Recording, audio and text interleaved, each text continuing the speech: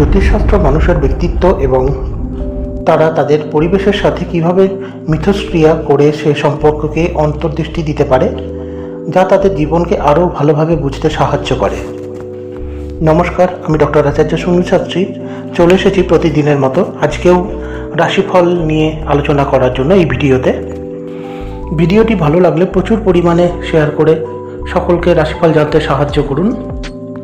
Like comments করতেও ভুলবেন না। আর যারা এখনও পর্যন্ত আমার চ্যানেলটি সাবস্ক্রাইব করেনি, সাবস্ক্রাইব করে অতি সত্বর আমার সাথে এবং আমার পাশে থাকুন। রাশিফল জানানোর আগে আজকে সংক্ষেপে আপনাদের দিনপঞ্জিকা সম্পর্কে জানিয়ে দিচ্ছি। আজ 29শে বৈশাখ 1432 বঙ্গাব্দ, মঙ্গলবার, ইংরেজি 13ই মে 2025।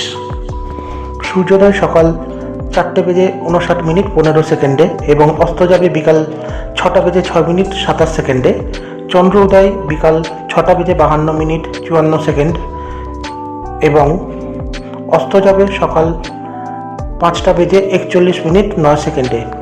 আজ কৃষ্ণপক্ষ, তিথি প্রতিপদ, নক্ষত্র অনুরাধা এবং আজ জন্মে বৃশ্চিক রাশি। চলুন এবার দেখে নেওয়া যাক আজকের রাশিফল আপনার কি বলছে। মেষ, দূর দেশে ভ্রমণের পরিকল্পনা। বৃষ, আর্থিক সমস্যার সম্মুখীন হতে হবে। মিথুন, জমি বাড়ি ক্রয় বিক্রয়ের আজ শুভ দিন। কর্কট, বন্ধুদের বিরোধিতা থেকে সাবধান।